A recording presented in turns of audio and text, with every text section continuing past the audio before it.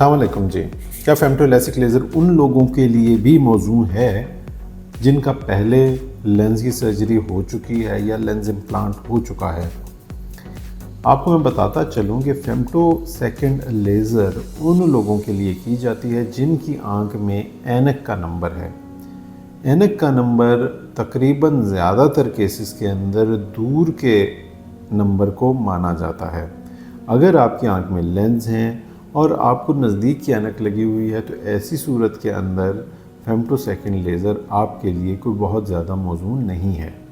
हाँ, लेकिन अगर आपको मुस्तकिल ऐनक लगी हुई है यानी सर्जरी के बाद दूर का नंबर आ गया है तो इसमें फेमटो सेकंड लेज़र के ज़रिए ऐनक उतारने का ऑप्शन मौजूद है, बशर्ते कि आपके सर्जन आँख के मुकम्मल मुआयने के बाद आँख को लेज़र के लिए फ़िट करार दें।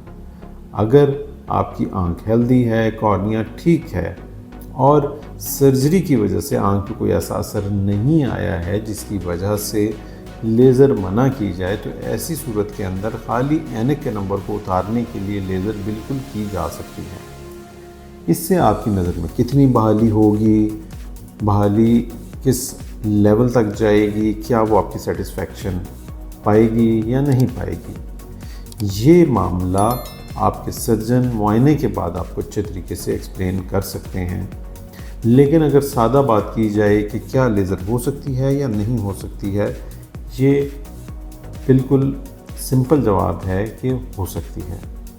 तो अगर आपको मोतिये की सर्जरी के बाद दूर की ऐनक का नंबर लग चुका है तो आप अपने सर्जन से फेमटो सेकंड लेज़र के बारे में पूछ सकते हैं। हाँ, ये चीज़ याद रखिए कि फ़ौरन बाद कराना मौजूद नहीं है।